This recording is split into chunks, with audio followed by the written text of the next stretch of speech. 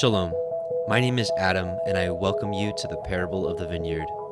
Every day, Yahuah is waking up a remnant, a group of people who are coming out of deceptions, realizing our walk is to consist of faith and obedience to His righteous commands.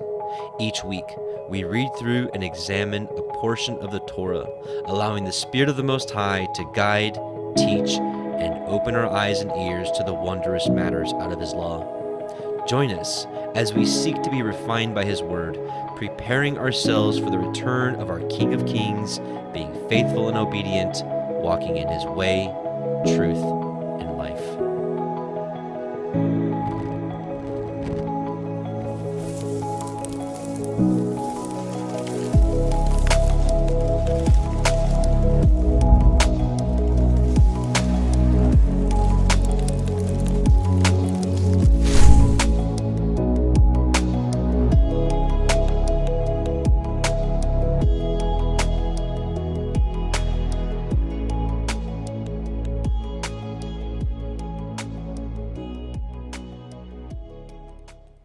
And welcome back. Shabbat Shalom, brothers and sisters. Welcome to the Parable of the Vineyard YouTube Torah portion life study. My name is Adam, your host, and I welcome you. And this is week 26, and this is Leviticus 9:1 through 11:47, Shemini, which means eighth.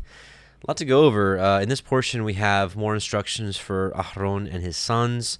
We have the Nadab and Abihu incident and the strange fire, right? And then we have clean and unclean foods, right? As you can see right here. There. The camera thing always messes me up. So yeah, as a lot of us learned, this one is a big no-no.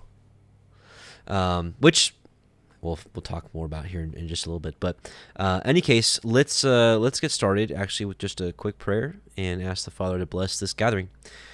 Let's bow our hearts. Heavenly Father, Yahuah Most High, we come before you as a group of people that you've woken up out of the world to come back to your true honor and praise. And we thank you for all that you do, and we bless you.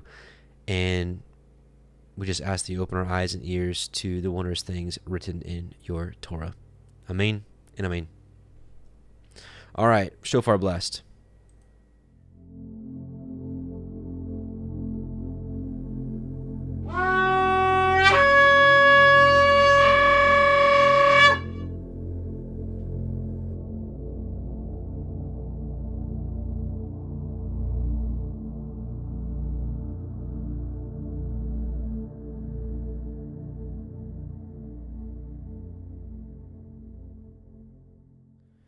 So for you, those of you that are watching this live, this is pre-recorded. If you were watching live, you probably watched the live stream earlier with Steve Mutria. We talked about being on the watch.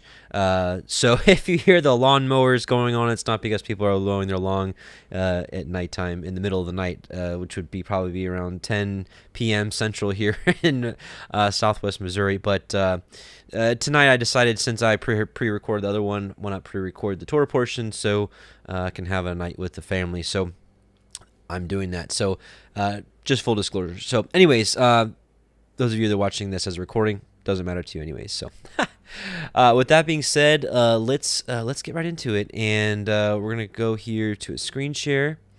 And we are going to start at Leviticus 9:1. Again, we'll begin reading from the Sefer version. That is the kind of the baseline scriptures I use for pretty much all my studies and readings. And then what we're going to do tonight, you're going to see we're going to read a little bit from the Septuagint. We're going to read a little bit from the Aramaic translation, the Aramaic Targums, and a few other books to kind of get the full idea of what's going on here. And just in case you're new, the way I conduct these Torah portion studies is they are studies. I don't really call them teachings, and that's not to excuse myself from being responsible for anything that I say, because I know that with these videos people listen and they're influenced by them. So I'm not saying that to excuse myself from any from standing before the throne one day and being accountable for everything that I say.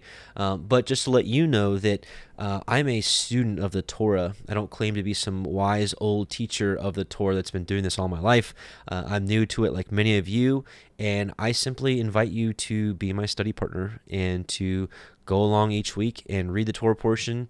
And typically throughout the week, I'm studying and getting notes on different verses, connecting different scriptures, and I conduct this, those of you that have been here for a while, I say this a lot, but I conduct it like we were all in my living room and just discussing the scriptures. So I just share my opinions and point of views on things, but that's not to say that I have everything right, but certainly I'm trying. I think if we're not trying to get things right, we're probably missing something somewhere. So anyways, with that being said, that's how I conduct these things. So let's move on. Let's continue, and we're going to start again in Leviticus 9:1, and again the portion is called Shemini. If you haven't noticed by now, the Torah portions are typically named by the first kind of important word in the Torah portion. So, and it came to pass on the 8th day, and Shemini means 8th. So, and it came to pass on the 8th day that Moshe called Aharon and his sons and the elders of Yasharel. And we know that the 8th day we saw that Yahusha stood up on the 8th day of Sukkot, and they call it that great day. Something really, really interesting about that. And if you're watching live and you just joined us for the study with Steve Mutria, he made a really interesting point about how if you take the first day of the first month, which we'll talk about here again shortly, and you go 3.5 years, 1,290 days, it puts you at the last day of Sukkot. So pretty interesting for timeline's sake and those kind of things. So, but obviously, incredibly important day. So, and it came to pass on the 8th day that Moshe called unto Aharon and his sons and the elders of Yasharel. And he said unto Aharon, take a young calf for a sin offering and a ram for a burnt offering without blemish, and offer them before Yahuah. And unto the children of Yasharel you shall speak, take ye a kid of the goats for a sin offering, and a calf and a lamb, both of the first year without blemish, for a burnt offering. Also a bullock and a ram for peace offerings to sacrifice before Yahuah, and a meat offering mingled with oil. For today Yahuah will appear unto you. I'm going to stop right here. I actually really already want to go into the Targum. Some pretty interesting things that are written here at the beginning. So here, on the 8th day of the anointing of Aharon and his sons, and the 8th day of that consecration, being the first day of the month of Nisan, or just the first day of the first month, when Moshe had erected the tabernacle, he took it not down, neither ministered any longer at the altar. But Moshe called Aharon and his sons and the elders of the Sanhedrin of Israel. This is the 70 that we learned about in Exodus. And he said to Aharon, take thou a calf, the young of a bullock, for a sin offering, that Satan may not accuse you concerning the calf that thou madest at Horeb. And take a ram for the burnt sacrifice, that there may be for a memorial of thee, of the righteousness of Yitzchak, of Isaac, whom his father bound as a ram on the mountain to worship. Both of them shall be perfect, and bring them before Yahuah. And here, we'll just keep reading. And to the children of Yasharel he spoke, saying, take for yourselves a kid of the goats, because Satana resembles him, the goat, right? And we see that actually in today's imagery. Man, I don't even want to pollute this Torah portion with the image of him, but if you look at like the images that are shown of Satan, he's like a half goat, half man, or a third goat, a third man, and a third woman kind of being. Really bizarre. So lest he recount against you the accusation concerning the kid of the goats, which the sons of the tribes of Jacob killed, and offer him for a sin offering and a calf, because you worship the calf. And a lamb of the year, that there may be for you a memorial of the righteousness of Yitzchak, whom his father did bind as a lamb, both of them perfect for a burnt offering, with a bullock and a lamb, for you hallowed the oblation to sacrifice before Yahuah, that he may be gracious to you, and a mincha mingled with, this is the grain offering, mincha mingled with oil of the olive. For this day will the glory of Yahuah Shekinah be revealed to you. The glory, his presence will be revealed to you. So pretty interesting. So a couple things I want to break down here. Again, if you just joined us on the other live stream, this will be a little redundant, but I know there's a lot of you that watch the Torah portions that don't watch the other stuff. So really, really interesting things about the first day of the first month that I want to read for you. Because again, we saw here that this 8th day of the anointing of his sons was the first day of the first month. So we'll skip down here. So we saw this is still really a continuation. This is the end of Exodus. Exodus chapter 40 was the last chapter. And we're seeing here the end of Exodus into the beginning of Leviticus really is all kind of the same time frame. So it says here, and Yahuah spoke unto Moshe, saying, on the first day of the first month you shall set up the tabernacle of the tent of congregation. So we had already discussed in the previous stream that I think together as a corporate being, as an assembly, as the true assembly of the Most High, through belief in Messiah and keeping of his commandments, that we are the tabernacle, right? That we all together are fit jointly to be a house, spiritual house for the Most High. And we get that here in 1 Peter 2. You also, as lively stones, are built up a spiritual house and holy priesthood to offer up spiritual sacrifices acceptable to Elohim by Yahusha HaMashiach. So what's interesting is what I was kind of hypothesizing is if on the first day of the first month the tabernacle was set up and we're the tabernacle, I wonder if the gathering would be on the first day of the first month, which for the calendar that I observe, if you're watching this as a recording later, but if you're watching this live, is going to be Tuesday night, which I don't know what day that is. The 13th of Tuesday, 13th of this month, at evening with the sighting of the new moon. So hey, I'll be watching the first day of the first month for the rest of my life, and I'll explain to you why. So Joel 2:21 through 23. Actually, we'll start at verse 22. Be not afraid, ye beasts of the field, for the pastures of the wilderness do spring. Right? So the deserts are starting to spring forth water. For the tree beareth her fruit, which we've talked many times that man is likened to a tree, and we are to bear fruit. That's the keeping of the Torah. So the tree starts to bear her fruit. The fig tree and the vine do yield their strength. Be glad then, ye children of Zion, and rejoice in Yahuah your Elohim. Excuse me. Rejoice in Yahuah your Elohim, for he hath given you the former rain moderately, and he will cause to come down for you the former rain and the latter rain in the first month. Well, why am I reading this? Deuteronomy 32:2 says, his doctrine shall drop as the rain, and his speech shall distill as the dew, as the small rain upon the tender herb, and as the showers upon the grass. What is that saying? That's saying that we are likened to plants. We start out with a seed, right? The seed is the word sown in our hearts. The Son of Man sowed that in our hearts, right? And then the little plant starts springing forth, and then you have the rain coming upon it, the dew being distilled upon it, the small rain upon the tender herb. So we start off as tender herbs, and then we continue to grow into eventually hopefully a big plant that brings forth fruit. So, but also this distilling as the dew, Isaiah 26:17 through 21, like as a woman with child that draweth near to the time of her delivery is in pain. Those of you that have researched the Revelation 12 sign, the September 23rd, 2017 thing, you know that whole sign was a woman with child ready to be delivered of her child. And cried out in pain, so have we been in thy sight, O Yahuah. We have been with child, we have been in pain, we has as it were brought forth wind. We have not wrought any deliverance in the earth, neither had the inhabitants of the world fallen. Thy dead men shall live, together with my dead body shall they arise. Awake and sing, ye that dwell in the dust, for thy dew is as the dew of the herbs. And this is the dew I'm talking about, how it's prophesying that he will cause to come down for you the former rain and the later rain in the first month. So this resurrection, in my opinion, what this is saying here is it's going to happen in the first month, probably the first day of the first month, if I were to give you my best understanding or opinion. right? So for thy dew is the dew of herbs, and the earth shall cast out the dead. This is the resurrection.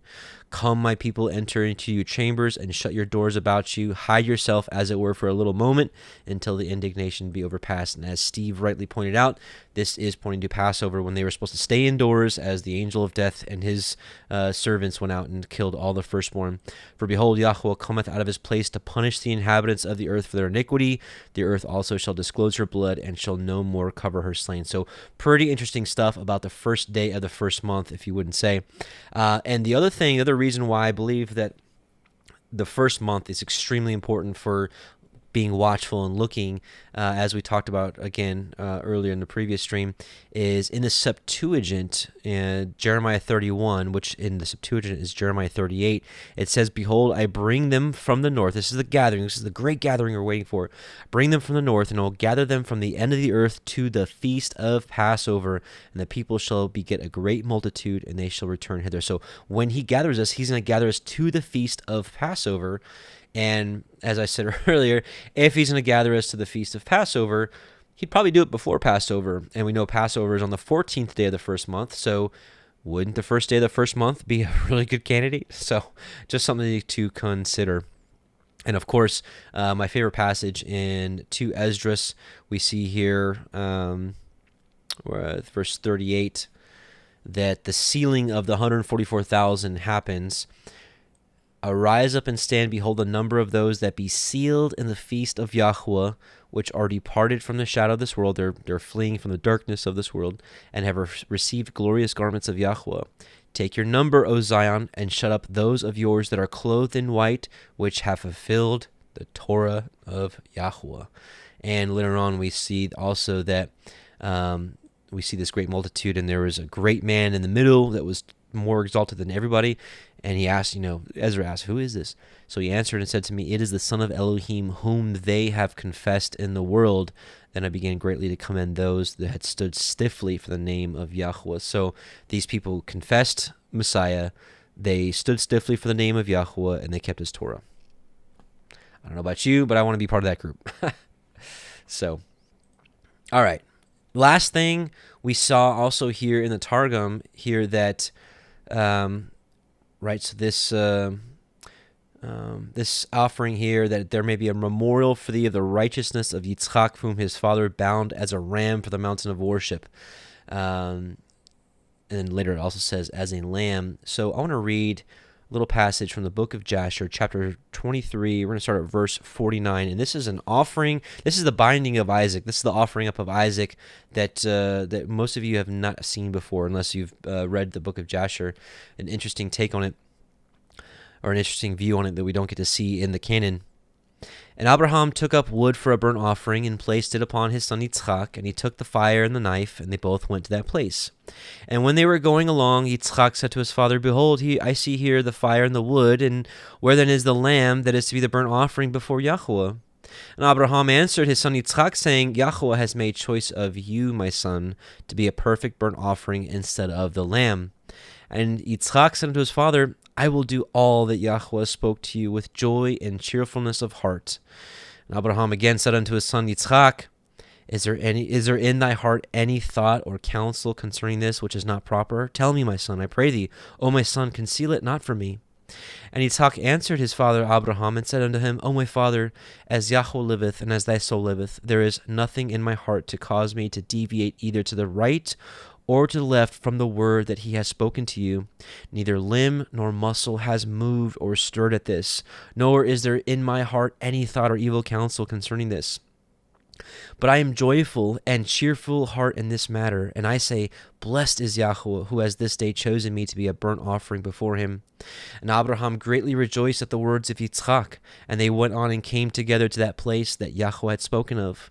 And Abraham approached to build the altar in that place, and Abraham was weeping, and Yitzchak took stones and mortar until they had finished building the altar. And Abraham took the wood and placed it in order upon the altar which he had built. And he took his son Yitzchak and bound him in order to place him upon the wood which was upon the altar to slay him for a burnt offering before Yahuah. And Yitzchak said to his father, "Bind me securely, and then place me upon the altar, lest I should turn and move, and break loose from the force of the knife upon my flesh, and thereof profane the burnt offering." And Abraham did so. And Yitzchak still said to his father, "O my father, when thou shalt have slain me and burnt me for an offering, take with thee that which shall remain of my ashes, to bring to Sarah my mother, and say to her, This is the sweet-smelling savor of Yitzchak. But do not tell her this if she should sit near a well or upon any high place, lest she should cast her soul after me and die." And Abraham heard the words of Yitzchak, and he lifted up his voice and wept. When Yitzchak spake these words, and Abraham's tears gushed down upon Yitzchak his son, and Yitzchak wept bitterly, and he said to his father, "Hasten thou, O my father, and do with me the will of Yahuah our Elohim, as he has commanded thee." This is just amazing. And the hearts of Abraham and Yitzchak rejoiced at this thing which Yahuah had commanded them, but the eye wept bitterly, whilst the heart rejoiced. And Abraham bound his son Yitzchak and placed him upon the altar upon the wood. And Yitzchak stretched forth his neck upon the altar before his father.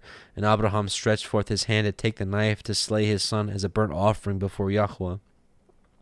At that time the angels of mercy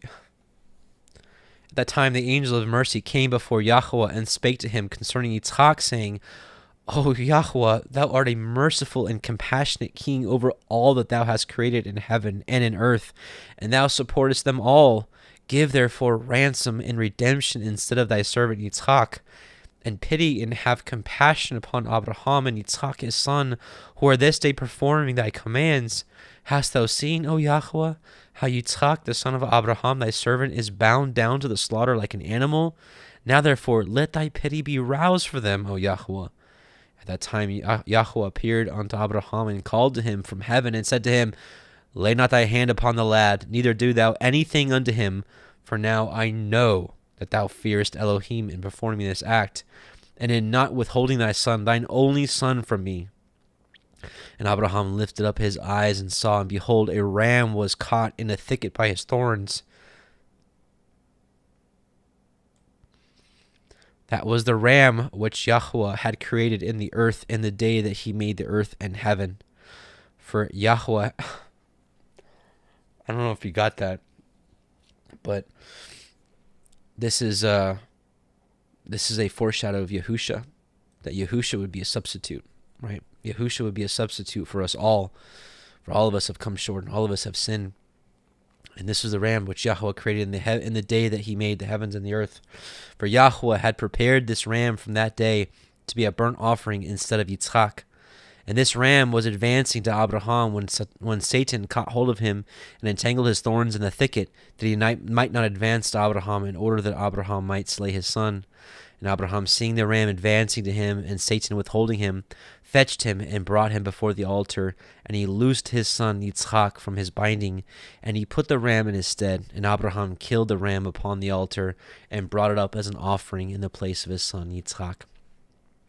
And Abraham sprinkled some of the blood of the ram upon the altar, and he exclaimed and said, "This is in the place of my son, and may this be considered this day as the blood of my son before Yahuah." And that's exactly what Yahusha HaMashiach is for us. His blood was offered in place of all of us, that we may have forgiveness and be reconciled to the Father. Hallelujah. If each and every one of you listening right now would just give the Most High a hallelujah, as he so deserves. And all that Abraham did on this occasion by the altar, he would exclaim and say, "This is in the room of my son, and may it this day be considered before Yahuah in the place of my son." And Abraham finished the whole of the service by the altar, and the service was accepted before Yahuah, and was accounted as if it had been Yitzchak. And Yahuah blessed Abraham and his seed on that day. And Satan went to Sarah, and he appeared to her in the figure of an old man. Oh, actually, let's just stop there. Anyways, amazing passage, and I just wanted to share that with you because, again, we saw that here, that this memorial for the righteousness of Yitzchak, whom his father bound as a ram, and then we saw here a little bit later that the righteousness of Yitzchak, whom his father did bind as a lamb. So, pretty remarkable things here that I'm glad to have put before you. Okay, Leviticus 9:5, and they brought which Moshe commanded before the tabernacle of the assembly, and all the assembly drew near and stood before Yahuah. And Moshe said, "This is the thing which Yahuah commanded that you should do, and the glory of Yahuah shall be appeared unto you." So they bring the offering, the true offering that Yahuah wanted, or they bring the offering that Yahuah wanted, and then he appears unto them. So on the 8th day, right, they brought the offerings or gifts, the korban, and Moshe commanded, and the glory of Yahuah will appear. And let's talk about the glory of Yahuah. Hebrews 1:1-3, Elohim, who at sundry times and in diverse manners spake in time past unto the fathers by the prophets, hath in this last day spoken to us by his Son, whom he hath appointed heir of all things, by whom also he made the worlds, who, being the brightness of his glory, so Yahusha is the brightness of his glory, and the express image of his person, and upholding all things by the word of his power, when he had by himself purged our sins, sat down at the right hand of the majesty on high. Matthew 24:30-31, and then shall appear the sign of the Son of Man in heaven, and then shall all the tribes of the earth mourn, and they shall see the Son of Man coming in the clouds of heaven with power and great glory. And he shall send his angels with a great sound of a trumpet, and they shall gather together his elect from the four winds, from one end of the heaven to the other. So here in our time, we are to bring the true offering, the offering of spirit and truth, the keeping of the commandments, including the offerings, but in a spiritual manner, as we've been discussing these last few weeks. And we know that our offerings are likened unto the offering ups of ourselves, right, as a whole burnt offering, as an ascending wife before him, that our prayers might be reached unto him, our prayers as incense before him, doing right, and we know there's tons of scriptures that says that he prefers obedience than sacrifice, like literal sacrifice of animals. But we are to be living sacrifices before him, giving our whole selves to him, not just partial, not just a little bit here and there, but everything that we have. He deserves everything that we have, and that's who he's going to gather, and that's who he's going to allow into his holy mountain. Matthew 16:21-23, from that time forth began Yahusha to show unto his disciples how that he must go unto Jerusalem and suffer many things of the elders and the chief priests and scribes, and be killed and be raised again on the third day. And we know that he was raised in glory. So the offering and then the glory appeared. And that's exactly what we saw just here in Leviticus. I don't think I had anything else, right? Oh, yeah. And then here later on, verse 27, for the Son of Man shall come in the glory of his fathers with his angels, and then he shall reward every man according to his work. So, again, offering, then the glory appears. So we better get to it and giving this true offering that he wants, and hopefully he'll appear sooner than later. I know that's what I'm hoping for. And, okay, so we read that. Okay, sorry, I'm just going through my notes here. All right, so Leviticus 9:7, and Moshe said unto Aaron, go unto the altar and offer your sin offering and your burnt offering, and make an atonement for yourself and for the people, and offer the offering of the people and make an atonement for them, which we saw in the Targum, right? That offering because of the sin of the golden calf. Aaron therefore went unto the altar and slew the calf of the sin offering, which was for himself. And the sons of Aaron brought the blood unto him, and he dipped his finger in the blood, and he put it upon the horns of the altar, and poured out the blood at the bottom of the altar. But the fat and the kidneys and the caul above the liver of the sin offering he burnt upon the altar, as Yahuah commanded Moshe. Now this is really interesting. So why, we talked actually last week a little bit about why the fat, or maybe it was 2 weeks ago, we talked about why the fat was offered, right? It's essentially the richest part of the animal. It's considered the best part of the animal, and anything of our offering, Yahuah gets our best. But why these specific organs? Well, it's interesting that we actually talked about this last week in our local fellowship. A brother had brought this up, and there's actually some interesting passages in the Testament, the 12 patriarchs, and we're going to go, that talks about some of these organs. First, we're going to go to Rúben, the Testament of Rúben, chapter 1, verse 26, and it says here, he's talking about the different spirits, like here actually verse 24, first the spirit of fornication is seated in the nature and in the senses, right? So the senses of sight. I mean, think about fornication. I mean, all of you know what I mean, if you got your children listening, what increases the desire for physical stuff? The spirit of fornication is seated in the nature and in the senses. So eyes. I mean, think about it. Something in your eyes could stir that up. Something you can hear could stir that up. I mean, really, all of them: touch, smell, taste. I mean, everything. Well, we're not going to go there. But I'm just trying to say here that this is true doctrine. The spirit of fornication is seated in the nature and in the senses. The second, the spirit of insatiableness in the belly, right? I mean, we can even call this gluttony, right? An appetite that never can be satisfied, or in that kind of, that's the really literal interpretation. But insatiableness as a whole, like some people are never satisfied with anything that's seated in the belly, right? The third, the spirit of fighting in the liver and in the gall. Interesting, right? So here now we're getting a little sense of the liver, but I think Naphtali, says it a little bit better. Naphtali chapter 1, 14, not better, I can't say better, is a little more descriptive of these organs. Naphtali chapter 1, verses 14 through 21. For as the potter knoweth the vessel, so as someone that makes pottery knows what he's making, how much it is to contain, and bringeth clay accordingly, right? So how big does he want to make the pot? What's he want to have, to be filled with? So also doth Yahuah make the body after the likeness of the spirit, and according to the capacity of the body doth he implant the spirit. And the one does not fall short to the other by a third part of a hair, for by weight and measure and rule was all the creation made. And as the potter knoweth the use of each vessel, what it is meet for, so also does Yahuah know the body, how far it will persist in goodness, and when it beginneth in evil. For there is no inclination or thought which Yahuah knoweth not, for he created every man after his own image. For as a man's strength, so also in his works. As his eye, so also is his sleep. So that's why David in the Psalm says, Yahuah, turn my eyes from beholding worthless things. Because your eyes, your little peepers, are consistently on worthless things. It's going to affect you. It's going to affect you in your sleep and your soul. And this is why Yahusha says the eye is the window to the soul. Is that what he said?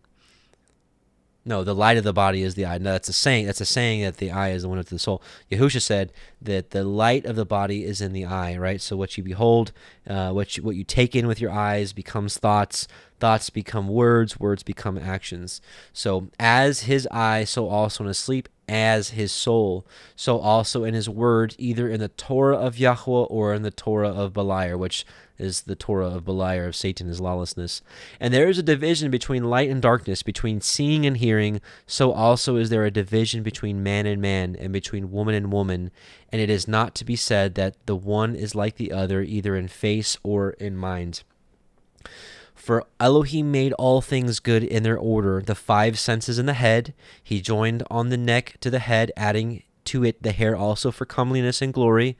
Then the heart for understanding, the belly for excrement, and the stomach for grinding, the windpipe for taking in the breath, the liver for wrath. So here we see a second thing here. So really, I guess wrath is stored or comes from the liver. You won't learn that in your science class. The gall for bitterness, the spleen for laughter, the reins for prudence. So we're going to be talking about the reins here, which the reins, the Hebrew word for reins can be translated as reins or kidneys. So the kidneys for prudence, the muscles of the loins for power, the lungs for drawing in, the loins for strength, and so forth. So then, my children, let all your works be done in order with good intent for the fear of Elohim, and do nothing disorderly in scorn or out of its due season. Last one, the Testament of Gad, chapter 1, verse 34 through 36. That didn't work. Maybe 24 through 26? No. Maybe it's chapter 2 then? Is this Gad? Oh, this is still Naphtali? Oh. Then let's go back. Gad, Testament of Gad, chapter 1, 34 through 36. Here we go. Here, Gad is talking about how he hated Joseph and wanted to kill him.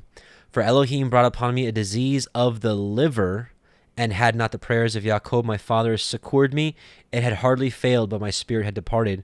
For by what things a man transgresseth, by the same also is he punished. Since therefore my liver was set mercilessly against Joseph, in my liver too I suffered mercilessly, and was judged for 11 months, for so long time as I had been angry against Joseph. So, I mean, I guess that makes sense, right?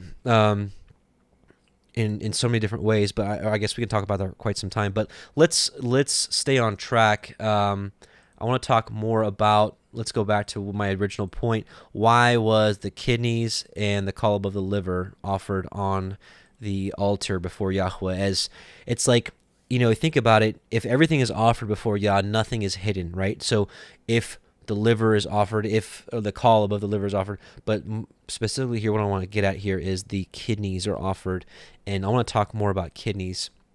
So let's go to the verse here. We're going to go to the Strong's Concordance, where it says, "But the fat and the kidneys," and let's look at the word kidneys here, kilia, right? And you see here it's used 31 times, 18 times it was translated literally as kidneys, and 13 times the reins, right?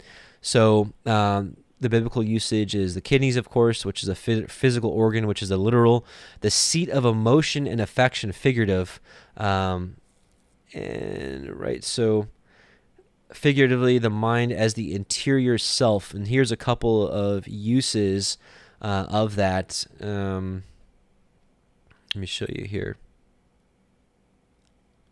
Job 16:13, his archers compass me about. He cleaveth my reins asunder and does not spare. He poureth out my gall upon the ground. Here we go.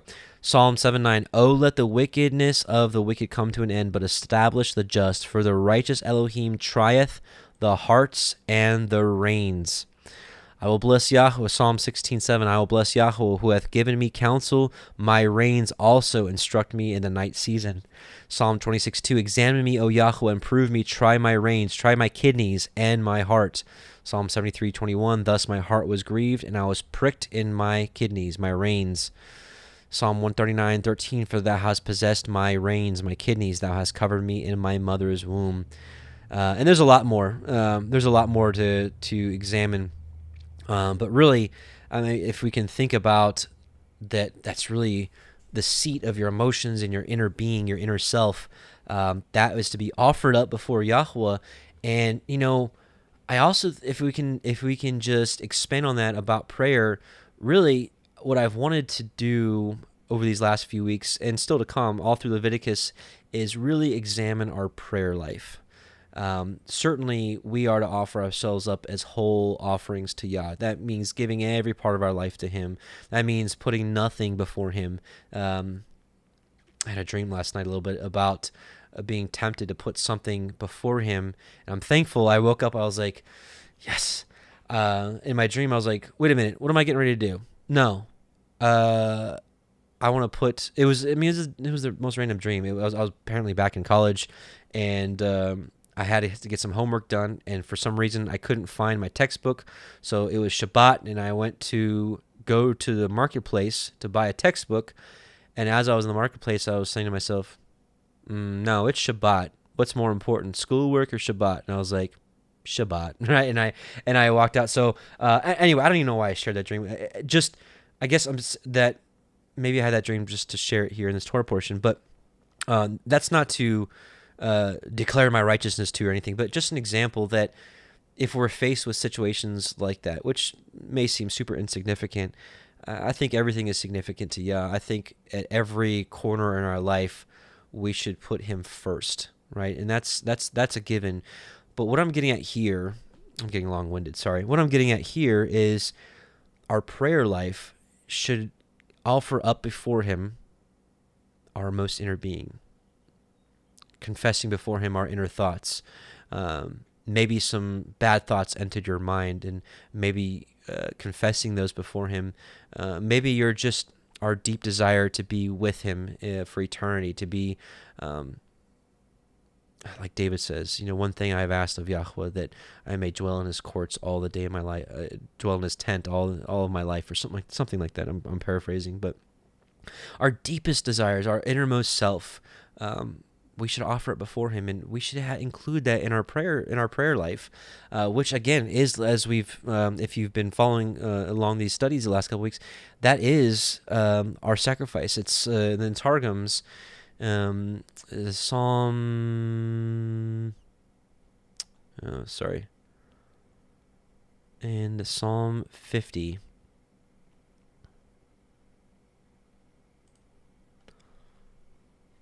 Psalm 50, verse 6, I believe it was. Yeah. Here, we'll read verse 5. Actually, it is verse 5. Actually, we'll read verse 4. Actually, we'll read the whole thing now. Verse 4. He will call to the angels of the height above, and to the righteous of the earth below, to extend judgment to his people. Gather to me my pious ones, who have made or kept my covenant, and fulfilled my Torah, and have engaged in prayer, which is likened to a sacrifice. So if our prayer is likened to a sacrifice, don't we want to offer up our kidneys, the reins of our heart, the reins of our soul, and pouring out ourselves before him? I think it's something to consider, and I think our prayers need to be completely intimate with him and offering up everything. So, all right, I've spent enough on this. So, again, but the fat and the kidneys and the call of the liver of the sin offering, he burned upon the altar as Yahuah commanded Moshe. Especially, for offering up a sin offering, we should probably offer up the seed of our emotion in our most inner being before him. Verse 11 of Leviticus 9, and the flesh and the hide he burnt with fire without the camp. And he slew the burnt offering, and Aharon's sons presented unto him the blood, which he sprinkled round about upon the altar. And they presented the burnt offering unto him with the pieces thereof, and the head, and he burnt them upon the altar. And he did wash the inwards and the legs, and burned them upon the burnt offering on the altar. And he brought the people's offering, and took the goat, which was the sin offering for the people, and slew it, and offered it for sin as the first. And he brought the burnt offering, and offered it according to the manner. And he brought the meat offering, and took a handful thereof, and burnt it upon the altar, and beside the burnt sacrifice of the morning. He slew also the bullock and the ram for a sacrifice of peace offerings, which was for the people. And Aharon's sons presented unto him the blood, which he sprinkled upon the altar round about. And the fat of the bullock, of the ram, and the rump, that which covers the inwards, and the kidneys, and the caul above the liver. And they put the fat upon the breasts, and he burnt the fat upon the altar. And the breasts and the right shoulder Aharon waved for a wave offering before Yahuah, as Moshe commanded. And Aharon lifted up his hand toward the people and blessed them. And he came down from offering of the sin offering and burnt offering and peace offerings. And so I want to share this with you. A lot of you know that Brother Jake and I have decided, or felt led, to start making music that glorifies the Most High. And the latest song that we've been led to do is the priestly blessing. So here's our best concept of the priestly blessing. And I do believe that when Aharon or Moshe blessed the people, I believe it was in song. I could be wrong, but just a thought. And I hope this song blesses you. It's just a quick song. It's like 2 minutes, but it's the priestly blessing that we find in Numbers 6:24 through 27. I think that's right. And I first sing it in Hebrew, and then Jake sings it in English. So I pray it blesses you.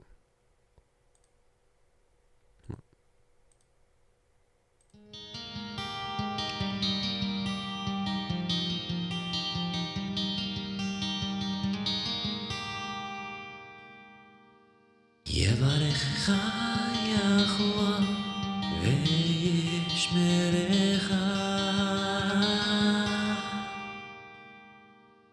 יאר יחוה פניו לך וחונקה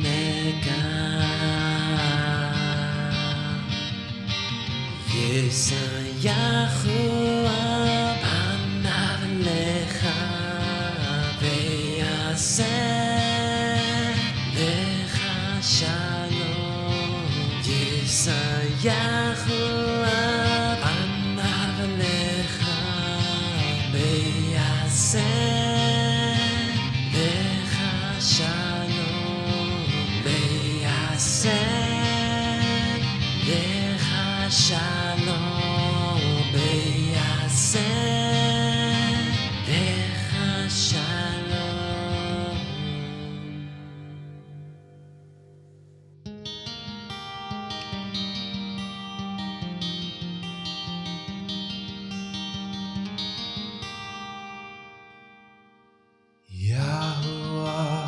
bless you and keep you. Yahuah make his face shine upon you and be gracious unto you. Yahuah lift up his countenance upon you and give you peace. Yahuah make his face shine upon you and be gracious unto you. Yahuah lift up his countenance upon you and give you peace.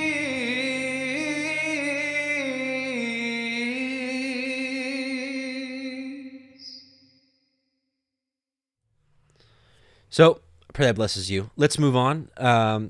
So, we're going to go to Leviticus 9:23. And Moshe and Aharon went into the tabernacle of the assembly and came out and blessed the people. And the glory of Yahuah appeared unto all the people. Imagine what that looks like. Wow. And there came a fire out from before Yahuah. It consumed upon the altar the burnt offering and the fat, which when all the people saw, they shouted and fell on their face. Whoa. Which brings me to an amazing passage of another time this happened, and a pretty famous passage, 1 Kings 18:16-39. This is Elijah calling down fire. And this is when all Israel was astray, serving Baal, King Ahab, Jezebel, just nonsense going on. So this is when Yahuah told Elijah, Eliyahu, to get this challenge for the people so they could see who the real, true Elohim was. So Obadiah went to meet Ahab and told him, and Ahab went to meet Elijah. And it came to pass, when Ahab saw Elijah, that Ahab said unto him, Art thou he who troubleth Israel? And he answered, I have not troubled Israel, but you and your father's house, in that you have forsaken the commandments of Yahuah, and hast followed Baalim. Now therefore send and gather to me all Israel unto Mount Carmel, and the prophets of Baal 450, and the prophets of the groves 400, which eat at Jezebel's table. So Ahab sent unto all the children of Israel, and gathered the prophets together unto Mount Carmel. And Elijah came unto all the people, and said, How long halt ye between two opinions? If Yahuah be Elohim, follow him. But if Baal, then follow him. And the people answered him not a word, because they were like, because they were still half following him. They were still half following Yah, but it's just like, unfortunately, it's like modern day Christianity. They're following the Most High, or at least they're believing in him, but they're serving him in an improper way. But these people actually probably a little worse, because I think they're actually giving offerings to these false gods. A big mess. Then said Elijah unto the people, even I only remain a prophet of Yahuah, but Baal's prophets are 450 men. Let them therefore give us 2 bullocks, and let them choose 1 bullock for themselves, and cut it in pieces, and lay it on wood, and put no fire under, and I will dress the other bullock, and lay it on wood, and put no fire under. And call ye on the name of your gods, and I will call on the name of Yahuah. And the Elohim that answereth by fire, let him be Elohim. And all the people answered and said, It is well spoken. So everybody's like, yeah, cool. Let's see. And Elijah said unto the prophets of Baal, Choose you 1 bullock for yourselves, and dress it first, for you are many. And call on the name of your gods, but put no fire under. And they took the bullock which was given to them, and they dressed it, and called on the name of Baal from morning even until noon, saying, O Baal, hear us. But there was no voice, nor any that answered. And they leaped upon the altar which was made, and it came to pass at noon that Elijah mocked them and said, Cry aloud, right? Speak up, for he is God. Either he is talking, or he is pursuing, or he is in a journey. I think one of the versions says he's relieving himself, like, going to the bathroom. Or he is in a journey, or peradventure he sleepeth, and must be waked up, must be awakened. And they cry. This is like some of the only humor that we get really in almost all of Scripture. And they cried aloud and cut themselves after their manner with knives and lances. So they're like, yeah, come on, Bob. Until the blood gushed out on them. And it came to pass when midday was past, and they prophesied until the time of the offering of the evening sacrifice, that there was neither voice, nor any to answer, nor any that regardeth. And Elijah said unto all his people, come near unto me. They're just like, come on. All right, so we found all this business. Come on. Huddle up. Come near to me. And all the people came near to him, and he repaired the altar of Yahuah that was broken down. And Elijah took 12 stones, according to the number of the tribes of the sons of Jacob, unto whom the word of Yahuah came, saying, Israel shall be thy name. And with the stones he built an altar in the name of Yahuah, and he made a trench about the altar, as great as would contain 2 measures of seed. And he put the wood in order, and cut the bullock in pieces, and laid on him the wood, and said, fill 4 barrels with water, and pour on it the burnt sacrifice, and on the wood. And he said, do it the second time. And they did it the second time. He said, do it the third time. And they did it the third time. So he's pouring water all over the place, which obviously if anybody's ever tried to make a fire before, really gives it a hard time, making a fire. And so obviously to show that if he's drenching everything in water, he's not lighting his own fire underneath, right? There's no excuses. Nobody can give an excuse that, the fire was an accident. It just got lit, or nah. And the water ran about the altar, and he filled the trench also with water. And it came to pass at the time of the offering of the evening sacrifice that Elijah the prophet came near and said, Yahuah Elohiym of Abraham, Yitzchak, and of Yasharel, let it be known this day that you are Elohim in Israel, and that I am thy servant, and that I have done all these things at thy word. Hear me, O Yahuah, hear me, that this people may know that you art Yahuah Elohim, and you have turned their heart back again. Then the fire of Yahuah fell and consumed the burnt sacrifice, and the wood, and the stones, and the dust, and licked up the water that was in the trench. And when all the people saw it, they fell on their faces, and they said, Yahuah, he is Elohim. Yahuah, he is Elohim. So it's really the same thing we get, right? So there came a fire from before Yahuah and consumed upon the altar the burnt offering, the fat, which when all the people saw, they shouted and fell on their face. But they already knew Yahuah was Elohim, right? Or at least we hope so at this point. And actually, I want to read one more little thing here in the Targums. Let's see.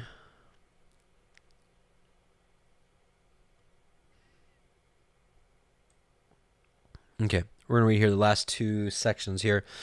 But when, after the oblations had been performed, the Shekinah did not reveal itself, Aharon was ashamed, and said to Moshe, it may be that the word of Yahuah hath no pleasure in the work of my hands. Then went Moshe and Aharon into the tabernacle of ordinance, and prayed for the people of the house of Yisrael, and came forth and blessed the people, and said, may the word of Yahuah receive your oblations with favor, and remit and forgive your sins. Then, instantly, the glory of Yahuah's Shekinah revealed itself to all the people, and the fire came forth from the presence of Yahuah, and consumed upon the altar the sacrifice and the fat. And all the people saw, and gave praise, and bowed in prayer upon their faces. Amen. Hallelujah to that. Okay, let's move on to chapter 10. And this is the death of Nadab and Abihu. And, last year, for those of you that were here with me last year on this, I had a hunch as to why they were consumed, and I'll explain why. And I'm really thankful this year, going through the Targums, it plainly stated what I had thought was true, and I was like, sweet, okay, great. So Leviticus 10. And Nadab and Abihu, the sons of Aharon, took either of them his censer, and put fire therein, and put incense thereon, and offered strange fire before Yahuah, which he commanded them not. So they brought the wrong stuff for offering. Right, so they brought incense, but brought the wrong type of incense. And there went out fire from Yahuah, and devoured them, and they died before Yahuah. Then Moshe said to Aharon, this is that Yahuah spoke, saying, I will be sanctified in them that come nigh me, and before all the people I will be glorified. And Aharon held his peace. So he was like, zip. He's like, I've got 2 sons. And they're young. They're probably not at the same age that Nadab and Abihu was, right? I've got a 12-year-old son and a 5-year-old son. And even I mean, even at this age, think about how much time, you as parents, how much time you spend with them, seeing them from, hopefully you were there to see them come out of between their mother's feet, and raising them and nurturing them and putting them to bed thousands of times, and seeing them at the dinner table, and just gone in an instant. And Aaron was like, that would take a lot. That would take a lot to not be bitter. So Aaron did a good thing here. It does say something a little different in the Septuagint, though. It says, what does it say? Oh, chapter 10, that's why. It says, and Aaron was pricked in his heart, which I'm sure anybody that loses their sons in an instant would be like, oh, pricked in their heart. Yeah.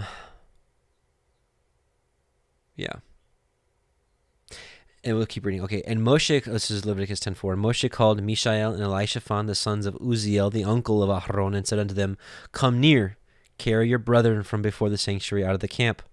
So they went near and carried them in their coats out of the camp, and Moshe had said, as Moshe had said.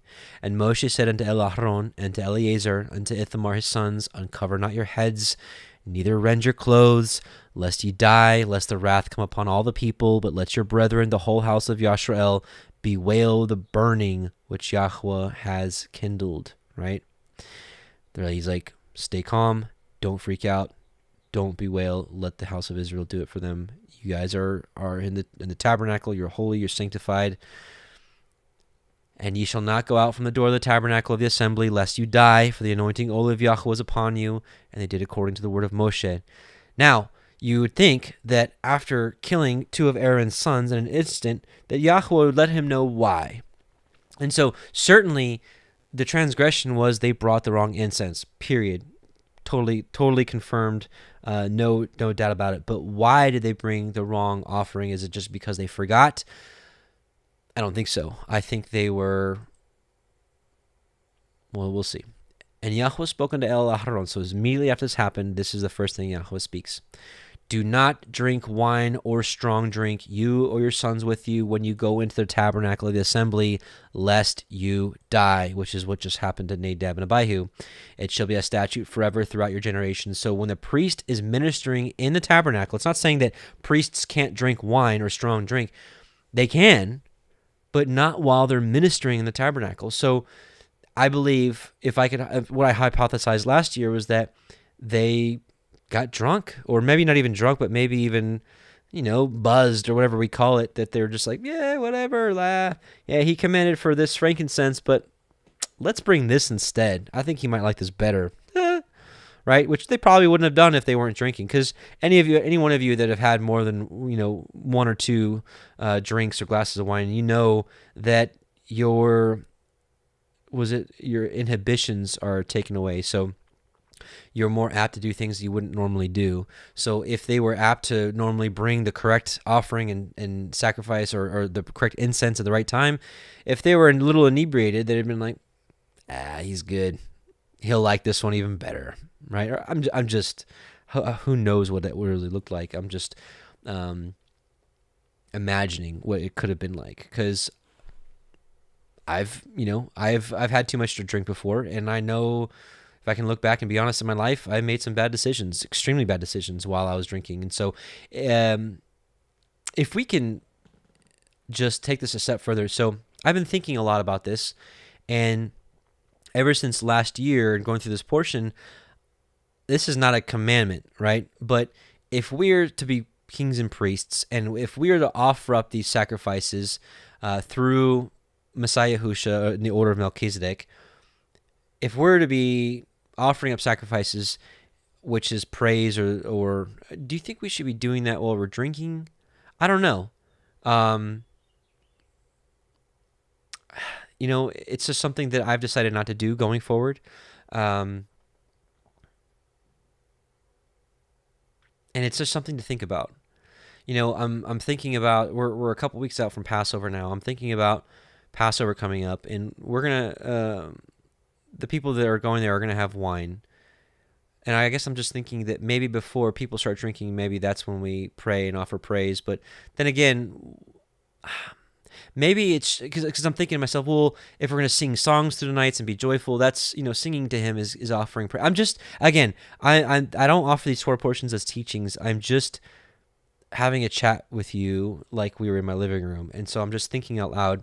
So I'm kind of I've been thinking this through. Maybe it's when we get down, kneel in prayer, maybe we shouldn't be drunk. Just a thought. And bring strange fire before him, strange incense before him, because we know that our prayers are likened to the incense. And so, again, these are not commands, and I'm not giving you any commands, and never will I do that, because I'm just your brother. I'm nobody above you. I'm just sharing my inner thoughts. But I'm also taking it a step further in that, again, let's look at Passover or Sukkot, and where someone has a couple of glasses of wine, they can't sing and sing praise unto Yah. Of course they can. So maybe just we should use discretion with that and just take this as an example. But also to know that, to take it literally, we're not Levitical priests that go inside the tabernacle and offer these things. So it's just something for you to consider is all. And it's something that ever since last year, I was like, maybe I shouldn't pray while drinking. So just something to consider. But this year, my thought was confirmed in the Targums. We'll read, let's read here. Chapter 10. But the sons of Aharon, Nadab, and Abihu took each man his censer and put fire therein and laid sweet incense upon it and offered before Yahuah strange fire taken from under the hearth pots, which had not been commanded them.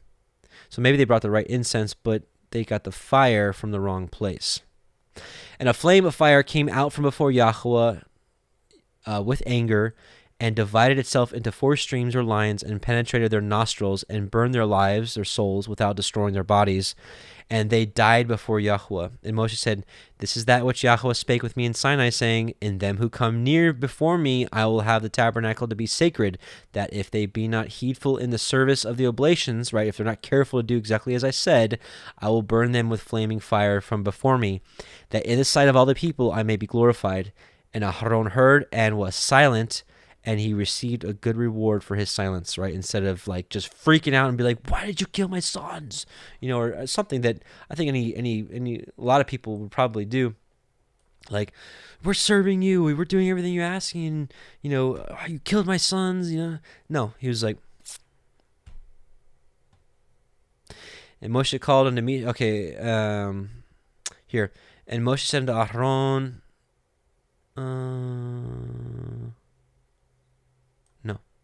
Here. And Yahuah spoke with Aharon, saying, "Drink neither wine nor anything that maketh drunk, neither you nor your sons with you at the time when you are to enter into the tabernacle of ordinance, as thy sons did who have died by the burning of fire.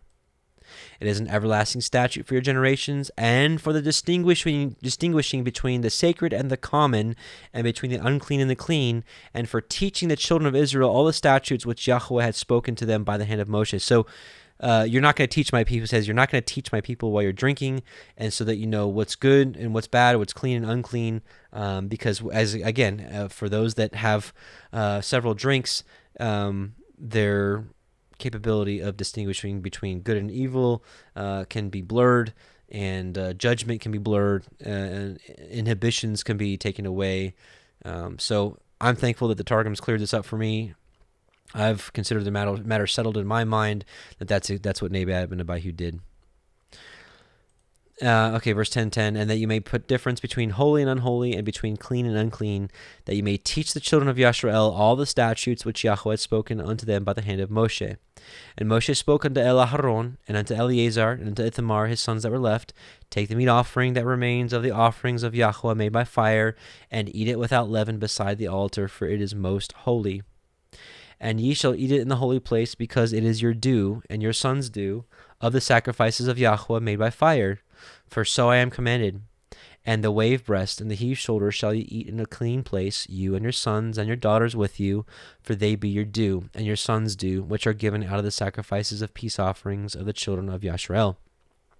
And the heave shoulder and the wave breast shall they bring with the offerings made by fire of the fat, to wave it for a wave offering before Yahuah, and it shall be yours and your sons with you by a statute forever, as Yahuah has commanded.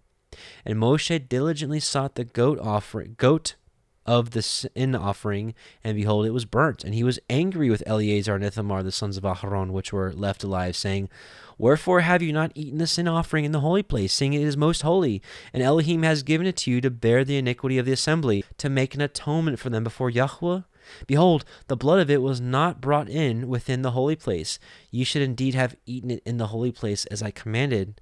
And Aharon said unto Moshe, Behold, this day have they offered their sin offering and their burnt offering before Yahuah, and such things have befallen me. And if I had eaten the sin offering today, should it have been accepted in the sight of Yahuah? And when Moshe heard that, he was content, right? So, unfortunately, here in the canon, we don't get a clear understanding of why, if Aharon would eat it, it would not be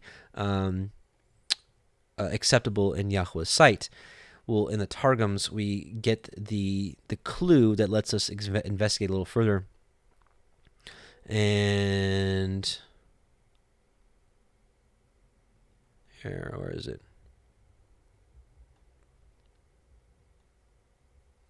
Yeah, but Moshe came and inquired for the goat of the people's sin offering, and he sought it, but behold, it had been burned, and he was angry with Eleazar and Ithamar, the sons of Aharon, who were left, and said, Why have you not eaten the sin offering in the holy place? For as much it is most sacred, and hath been given to you for absolving the sin of the congregation, to make atonement for you before Yahuah, and behold, none of its blood hath been carried in within the sanctuary. You should have indeed eaten it in the holy place, as I have been instructed. And Aharon said to Moshe, Behold, this day the sons of Israel have brought the oblation of their sin offering and their burnt sacrifice before Yahuah, but a stroke hath befallen me, and those my two sons. Of the second tithe is it not commanded, Thou shalt not eat of it while mourning? How much more then of the sin offering? If I had eaten of the sin offering this day with my two sons who are left, would it have not been all error, so that they too might have been burned by a judgment for doing that which was not pleasing before Yahuah? And Moshe heard, and it was approvable before him, and he sent out a crier through the camp, saying, I am he whom the right hath been hidden, and Aharon my brother had brought its remembrance to me. So, long story short, I read all this, that Aaron's like, I could have eaten it, but I really believe that if I would have eaten it, it would have made him even more upset, and it was kind of a test for me, because there's the command that's like, hey, you're not supposed to eat of this tithe offering while you're in mourning, and the only place we actually get that is in Deuteronomy. So although this Deuteronomy was supposedly later, this commandment must have already been known at the time with Aharon. So Deuteronomy 26:12-14, I'm reading in the ESV just because it's a little clearer to understand. When you have finished paying all the tithe of your produce in the third year, which is the year of tithing, giving it to the Levite, the sojourner, the fatherless, and the widow, so that they may eat within your towns and be filled, then you shall say before Yahuah your Elohim, I have removed the sacred portion out of my house, and moreover I have given it to the Levite, the sojourner, the fatherless, and the widow, according to all your commandment that you have commanded me. I have not transgressed any of your commandments, nor have I forgotten them. I have not eaten of the tithe while I was mourning. Right? So that is a command. That is a Torah command. And so Aaron rightly is saying here is, I'm not going to eat this because I don't want to break this other command that says not to eat this tithe while in mourning. So that's something that we just do not get in the canon, but here, thankfully, we got the clue to search it out further in the Targums. So, again, just one of the Targums aren't perfect, but the first one to admit that, but neither is any translation we've read. But certainly, it's been a blessing in many regards, and here's just one of the many. So, I don't know about you. I find the Torah or the whole Word is a treasure, and I have a lot of questions on things, and this was a big question. Like, I just didn't understand why Aaron didn't eat it, and why it would not have been accepted in Yahuah's sight. Now we know. Hopefully that blessed you. All right, now last chapter, and now we're at the food stuff. And the food stuff, it's a seemingly small thing, but it's a big thing. And I think I talked about this a couple weeks ago at our local fellowship, but I think I also talked about it online with y'all here. But if you really look at what separates the walk that we're walking, when I say the walk we're walking, I'll spill out to you what I believe is the true gospel, that the Most High Yahuah is the Father and Creator of all, and that we've all sinned and all deserve death because we've broken His law, and that we are redeemed back to Him by the blood of His Son, Messiah Yahusha. In doing so, we've been reconciled back to the Father, and we are to walk and to bring forth the fruit that He's commanded of us, which is the keeping of His Torah, in spirit and in truth, as Yahusha taught. So to walk as He walked.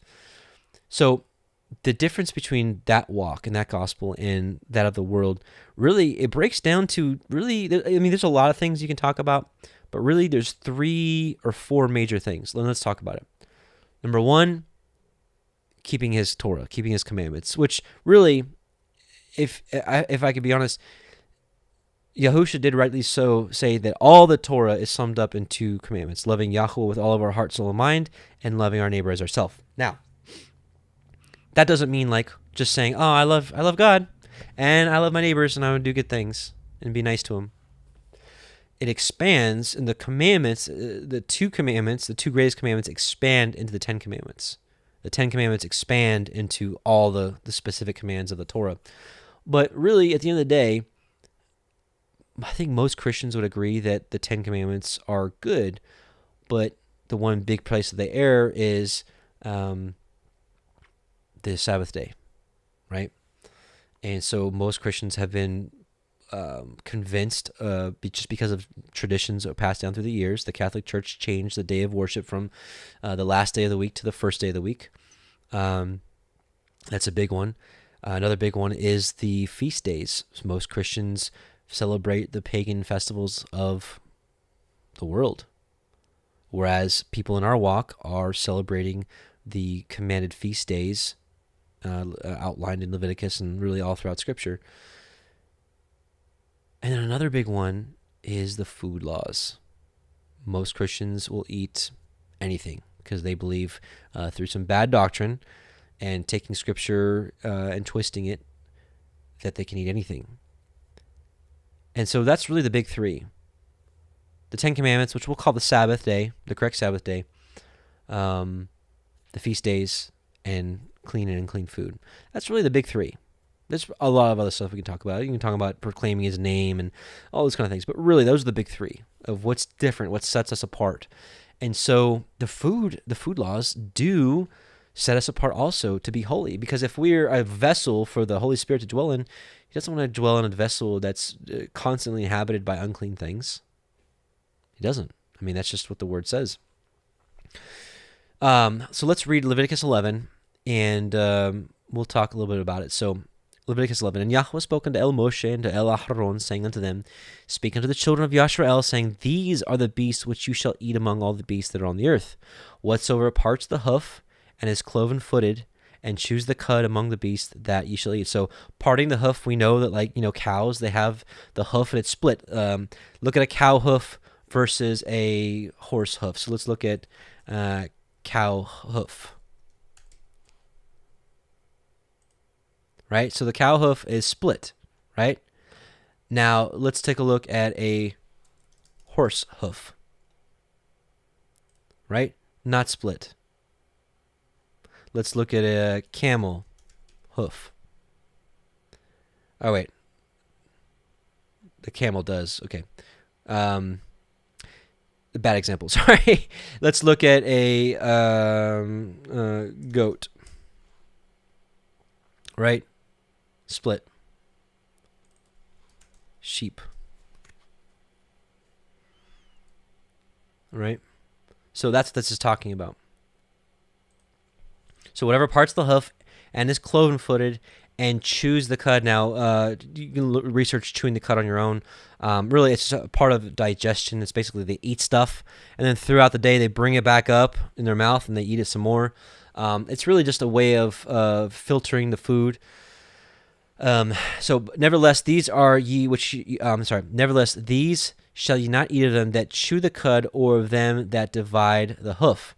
As the camel, because he chews the cud, but divides not the hoof, he is unclean to you. So that's actually interesting, because what did we see? he chews the cud.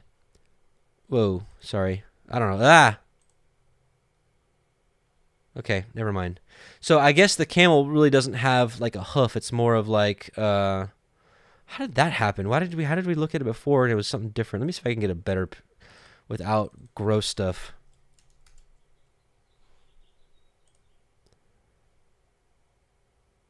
Ugh. I can't get a clean picture. Okay, let me just get one pulled up here. Okay. My. The internet, I tell you, can be used for blessing and for curses. Sorry about that for anybody that... I wonder if I can go back and blur out some of those images. So this isn't really like a hoof, I guess. It's more like a split paw. I don't know.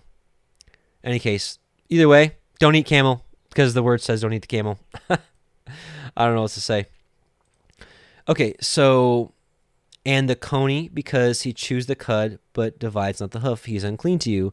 And the hare, which rabbit, because he chews the cud, but divides not the hoof, he's got a paw. He's got paws. So that's what basically, I guess, what the same thing is. What it's saying for rabbits, same thing it's saying for a camel.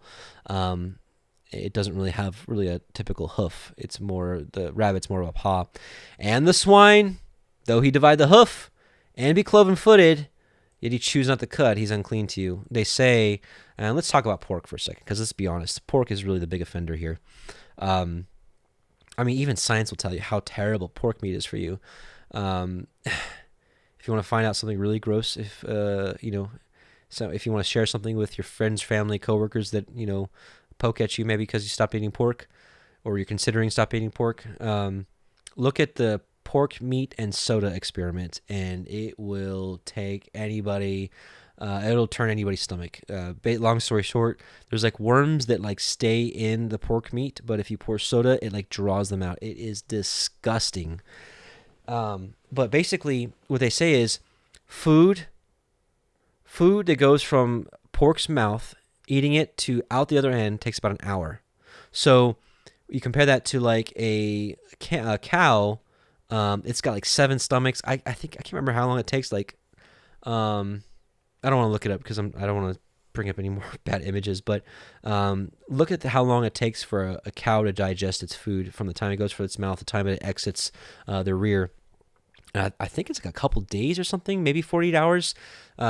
Look at us. I think some would say it's anywhere from 12 to 48 hours for us to digest our food. Not that we don't eat human meat, and that's not the point I'm getting at. Is that, but the pork, it digests its food so fast that the toxins of the food release into its meat, and so for those of us that have eaten pork, in a lot of ways it's tasty, like bacon or sausage, and people will be like, well, why would God make food so tasty?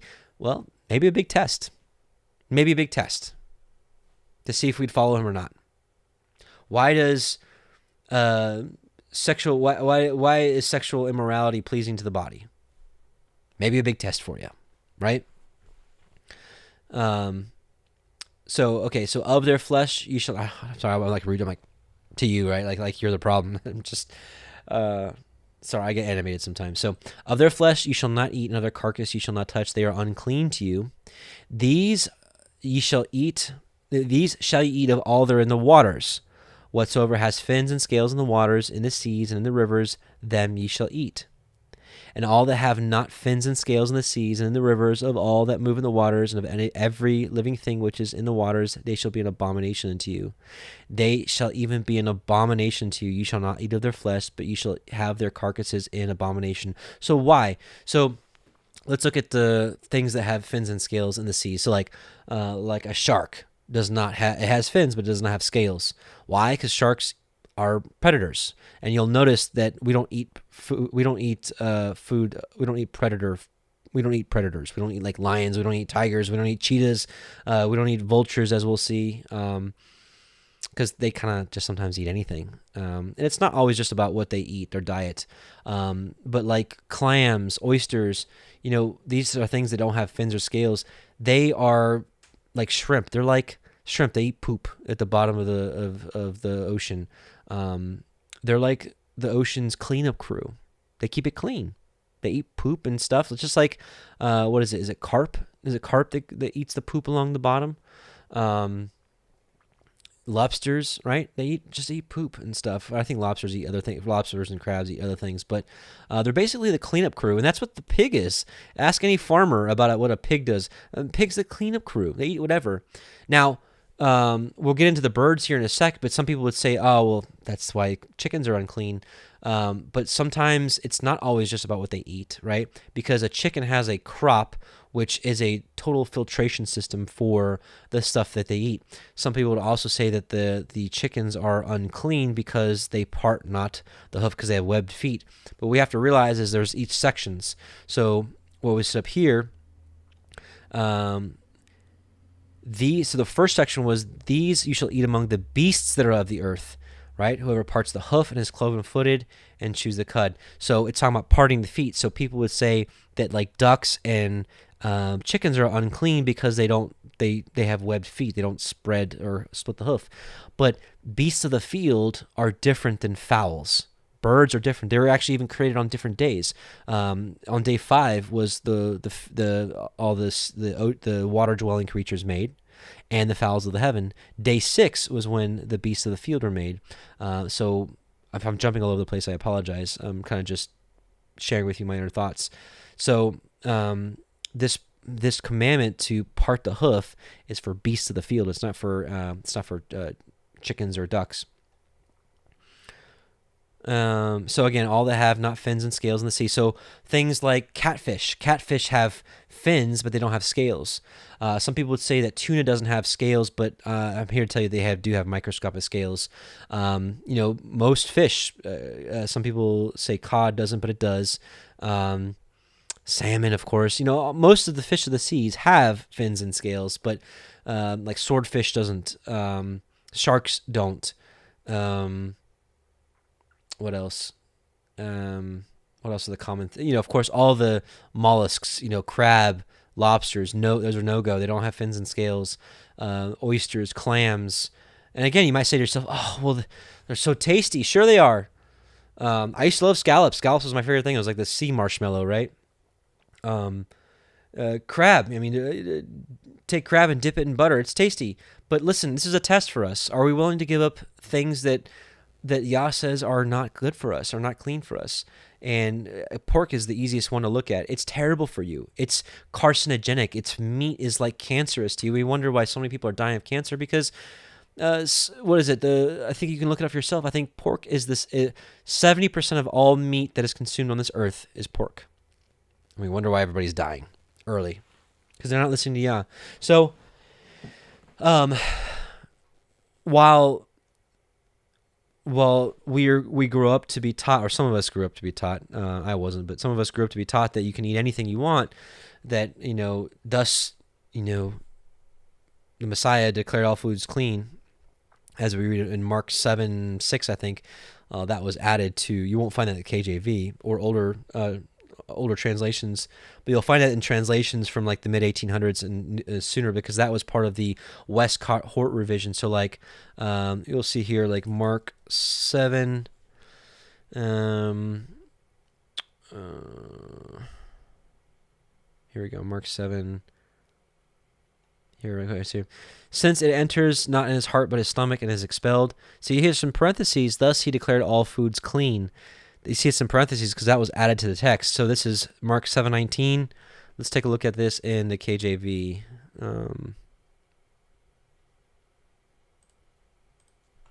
Mark 7, verse 19. Because it entereth not into his heart, but into the belly, and goes out into the draught, purging all meats. Not there. It's gone. All right? So things like that, bogus. So these unclean foods are an abomination to you. That's a pretty severe thing. Whatsoever has no fins or scales in the waters, that shall be an abomination to you. And these are they which ye shall have an abomination of the fowls. So now he's telling you about the birds. So now he's telling you what you cannot eat of the birds. And things like ducks and chickens are birds. So the commandment about the paw or the hoof thing, that was for the beasts of the field. So now he's telling you exactly what you can't eat. If it's not included in here of the fowls, you can eat. And these are they which you shall have an abomination of the fowls. They shall not be eaten. They are an abomination. The eagle, the ossifrage, the osprey, the vulture, and the kite after his kind, every raven after his kind. These are birds of prey. And the owl, and the nighthawk, and the cacao, and the hawk after his kind. The little owl, right? It's because they eat like mice and other gross stuff. The little owl, and the cormorant, and the great owl, and the swan, and the pelican. Now we're getting into the gear eagle. These are the birds that eat anything in the sea sometimes, and the stork and the heron after a kind, the lapwing and the bat, all fowls that creep going on all four. So all fowl birds that go on all four shall be an abomination to you. Yet these ye may eat of every flying, creeping thing that goes on all four, which have legs above their feet, which to leap withal upon the earth. Even these of them you may eat. The locust after his kind. Remember John the Baptist, who was eating locusts, and people were like, ew, well, it's clean food. Apparently they taste pretty good if you fry them. I've never tried it. And the bald locust after his kind, and the beetle after his kind, and the grasshopper after his kind. But all other flying, creeping things which have 4 feet shall be an abomination unto you. And for these ye shall be unclean. Whosoever touches the carcass of them shall be unclean until the evening. And whosoever bears aught of the carcasses of them shall wash his clothes and be unclean until the evening. The carcasses of every beast which divides the hoof and is not cloven-footed, nor chews the cud, are unclean to you. Every one that touches them shall be unclean. And whatsoever goes upon his paws, so like cats, dogs, lions, bears, tigers, no. Right? Whatsoever goes upon his paws among all the manner of beasts that go on all four, those are unclean to you. Whosoever touches their carcass shall be unclean until the evening. So that's not just if you eat of it, you are unclean until the evening. Whoever touches their body, their carcass, which is dead body. So that doesn't mean that if you have a cat or a dog in your house and you pet them, that doesn't mean doesn't mean you're unclean until the evening. But if like your dog dies and you have to pick it up and take it to whatever you're going to do with it, bury it or or cremate him, you are going to be unclean until the evening. And he that bears the carcass of them shall wash his clothes and be unclean until the evening. They are unclean unto you. These also shall be unclean to you among the creeping things that creep upon the earth: the weasel, the mouse, the tortoise after his kind, and the ferret, and the chameleon, and the lizard, and the snail, and the mole. Right? So, sorry, no escargot. These are unclean to you among all that creep. Whosoever touches them when they be dead shall be unclean until the evening. And upon whatsoever any of them, when they are dead, does fall, it shall be unclean, whether it be any vessel of wood, or raiment, or skin, or sack. Whatsoever vessel it be, wherein any work is done, it must be put into water, and it shall be unclean until the evening, so it shall be cleansed. And every earthen vessel, whereinto any of them falls, whatsoever is in it shall be unclean, and ye shall break it. Of all meat which may be eaten, that on which such water comes shall be unclean, and all drink that may be drunk in every such vessel shall be unclean. And everything whereupon any part of their carcass falls shall be unclean, whether it be oven, or ranges, or pots, they shall be broken down, for they are unclean, and shall be unclean unto you. Nevertheless, a fountain or pit, wherein there is plenty of water, shall be clean, but that which touches their carcass shall be unclean. And something to think about is, unclean stuff going in ranges or pots, or ovens, things like that. Especially if you've like moved into a house and there's an oven there, or if you've previously cooked unclean stuff in it, I would recommend maybe putting it on the self-cleaning where it like incinerates everything in there. Might be a good idea to kind of cleanse out that oven, that any of these things that could be left, and these traces of the unclean meats that's left, will be taken care of, right? It'll be cleansed. So just something to think about. And if any of their carcass fall upon any sowing seed which is to be sown, it shall be clean. But if any water be put upon the seed, and any part of their carcass fall thereon, it shall be unclean unto you. And if any beast of which you may eat die, he that touches the carcass thereof shall be unclean until the evening. And he that eats of the carcass of it shall wash his clothes, and be unclean until the evening. He also that bears the carcass of it shall wash his clothes, and be unclean until the evening. And every creeping thing that creeps upon the earth shall be an abomination, it shall not be eaten. And whatsoever goes upon the belly, and whatsoever goes upon all four, or whatsoever has more feet among all creeping things that creep upon the earth, Them ye shall not eat, for they are an abomination. Ye shall not make yourselves abominable with any creeping thing that creeps, neither shall ye make yourselves unclean with them, that ye shall be defiled thereby. For I am Yahuah Elohiym, ye shall therefore sanctify yourselves, and ye shall be holy, for I am holy. Neither shall you defile yourselves with any manner of creeping thing that creeps upon the earth, for I am Yahuah that brings you up out of the land of Mitzrayim to be your Elohim. Ye shall be therefore holy, for I am holy. So this whole eating clean thing, right? This is to set us apart. And that's what I was saying earlier. There's a handful of things that sets us apart. And eating clean is one thing that sets us apart. This is the Torah of the beasts and of the fowl and of every living creature that moves in the waters and of every creature that creeps upon the earth, to make a difference between the unclean and the clean, and between the beast that may be eaten and the beast that may not be eaten. So one more thing I want to share with you. Acts 10. This is one passage that people will use to see, like, hey, this is Peter's vision. We can eat everything we want to. Let's go through together. And this is Peter. And he became very hungry and would have eaten, but while they made ready, he fell into a trance, and saw heaven opened and a certain vessel descending upon him, as it had been a great sheet knit at the four corners and let down to the earth, wherein were all manner of four-footed beasts of the earth, and wild beasts and creeping things and fowls of the air. And there came a voice to him, Rise, Peter, kill and eat. Right? So you've got all these different animals, right? Everything that we're not supposed to eat. And he's like, this voice is like, come on, rise, kill and eat. But Peter said, Not so, Adonai, for I have never eaten anything that is uncommon or is common or unclean. And the voice spake again unto him the second time, What Elohim hath cleansed, call not thou common. This was done 3 times. And the vessel was received up again into heaven.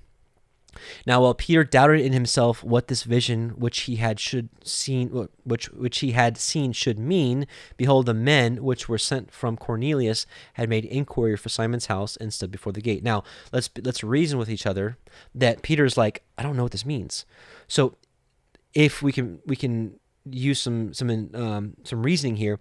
If Messiah would have taught that all foods are clean and you can eat whatever you want, Peter would have been like, this is a confirmation of what Messiah taught, that we can eat anything we want to.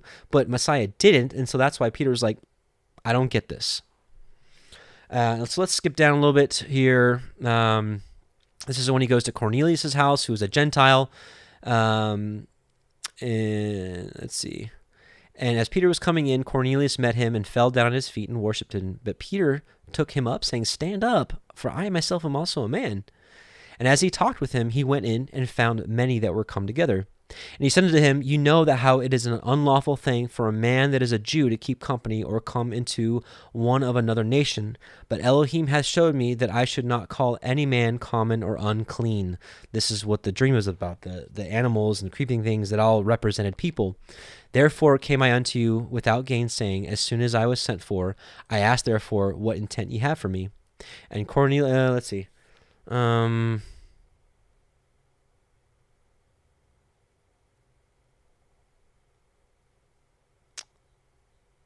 Anyways, so therefore I came unto you without gainsaying, as soon as I was sent for. I asked therefore, For what intent have you sent for me?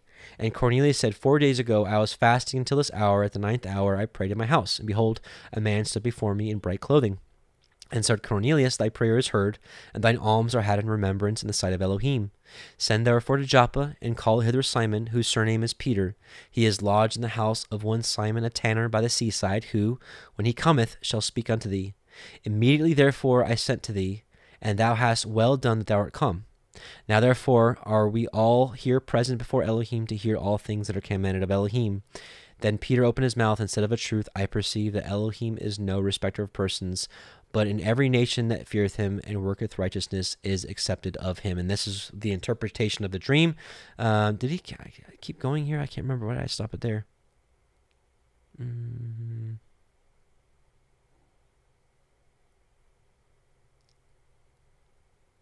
Yeah.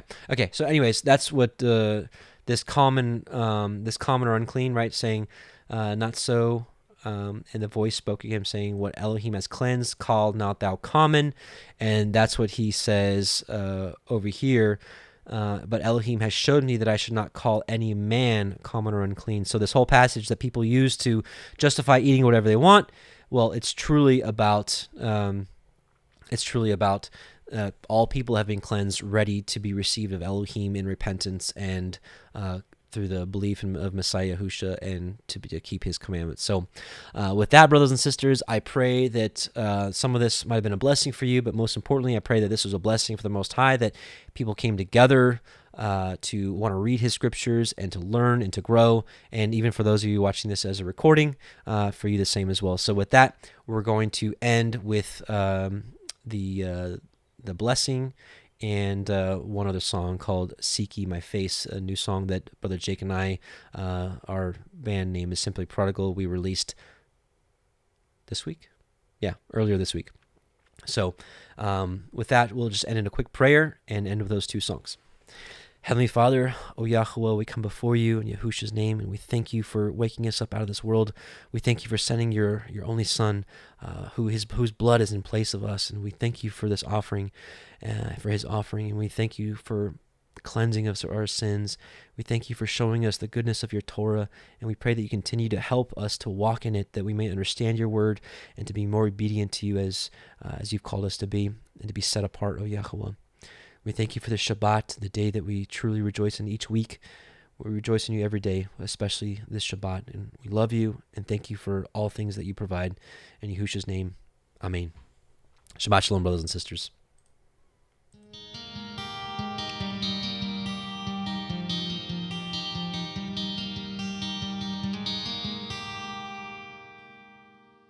Yevarechecha Yahuah Yishmerecha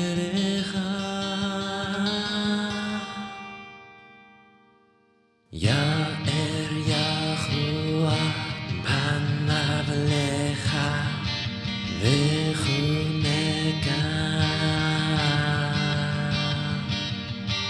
Yisa Yahuah panav lecha v'yaseh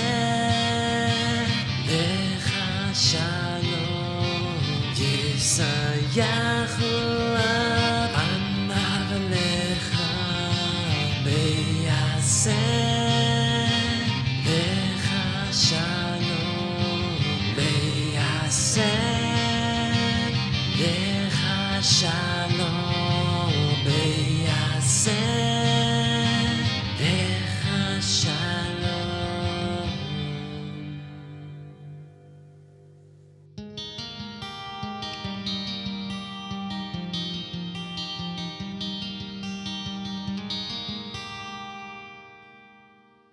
Yahuah bless you and keep you. Yahuah make his face shine upon you and be gracious unto you. Yahuah lift up his countenance upon you and give you peace. Yahuah make his face shine upon you and be gracious unto you. Yahuah lift up his countenance upon you and give you peace.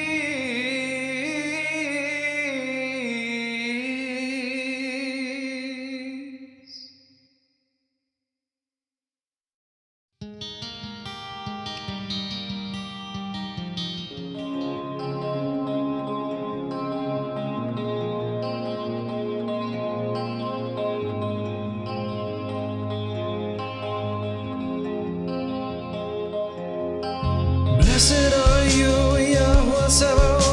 You gave us of your Son so we could have hope.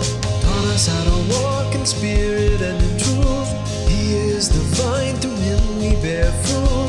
Your words a lamp unto our feet, our heart's desire with every single beat. Your Torah inside us, commandments we know. Till that great shofar we wait until it's blown. When you said, seek ye my face, my hearted unto you. Your face will I see, and sound that shofar and God the shout will sing you praises, praises to our King, and clap your hands, all His people, and sing with joy to our Elohim.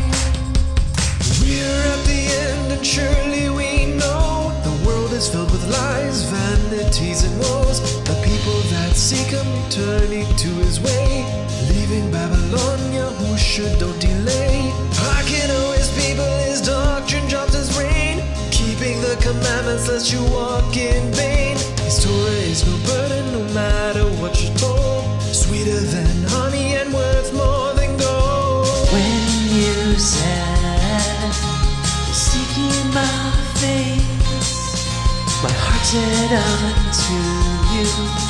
Your face will I see, and sound that shofar and God the shout will sing you praises, praises to our King, and clap your hands, all His people, and sing with joy to our Elohim.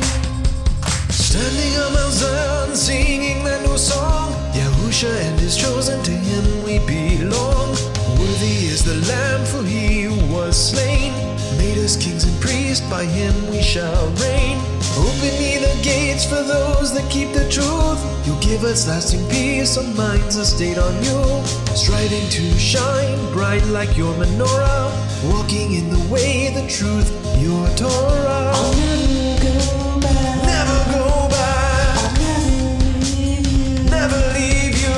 I'll never go back. Never go back to my old way. To my old way. I'll seek your face. Seek your face for all of my days. For all of my days. You're giving me peace. You're giving me peace by teaching your way. Teaching your way.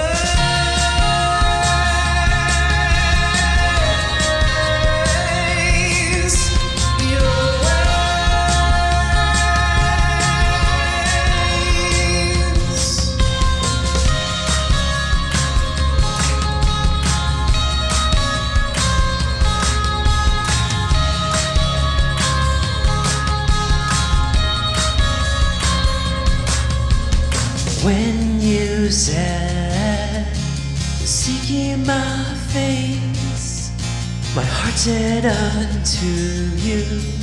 Your face will I see, and sound that shofar and God the shout will sing you praises, praises to our King, and clap your hands, all His people,